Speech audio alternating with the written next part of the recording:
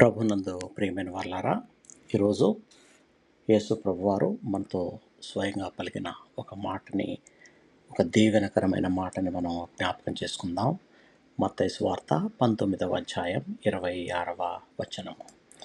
దేవునికి సమస్తమును సాధ్యమే. ప్రియులారా, మనుష్యునికి అసాధ్యమని అనిపించే పరిస్థితులు జీవితంలో చాలా వస్తాయి. వ్యాధి, ఆర్థికపరమైన ఇబ్బందులు, సమస్యలు, కుటుంబ బాధలు, భయం, నిరాశ, ఇవన్నీ మన శక్తికి మించినవిగా కనిపిస్తాయి. కానీ యేసు ప్రభువు మనకిచ్చిన గొప్ప ధైర్యాన్నిచ్చే వాక్యం ఇదే: దేవునికి సమస్తమును సాధ్యమే. మన శక్తి పరిమితమైంది, కానీ దేవుని శక్తి అపరిమితమైనది. మనం తలుపులు మూసుకొని పోయాయని అనుకున్నప్పుడు దేవుడు కొత్త మార్గాన్ని తెరుస్తాడు. మనం ఆశ కోల్పోయినప్పుడు ఆయన మన హృదయాల్లో విశ్వాసాన్ని మళ్ళీ నింపుతాడు. అబ్రహాము, సారాయి వృద్ధాప్యంలో సంతాన ఆశీర్వాదం పొందారు. ఎర్ర సముద్రం ముందు నిలిచిన ఇశ్రాయేలీయులకు దేవుడు దారి కల్పించాడు. మరణించిన లాజరును యేసు ప్రభు తిరిగి లేపాడు.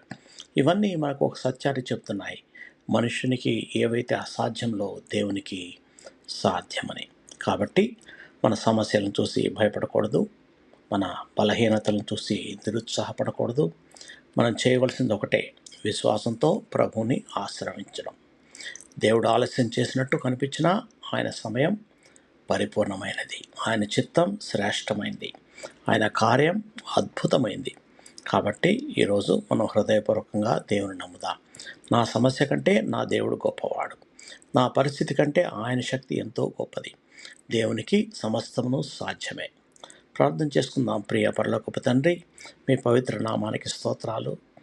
మా జీవితాల్లో మాకు అసాధ్యముగా కనిపించే పరిస్థితులు ఉన్నా కానీ నీకు సమస్తమును సాధ్యమని మేము విశ్వసిస్తున్నాం. ప్రభువా, మా బలహీన విశ్వాసాన్ని బలపరచండి. భయం స్థానంలో ధైర్యాన్ని, నిరాశ స్థానంలో ఆశను, కన్నిటి స్థానంలో ఆనందాన్ని దయచేయండి.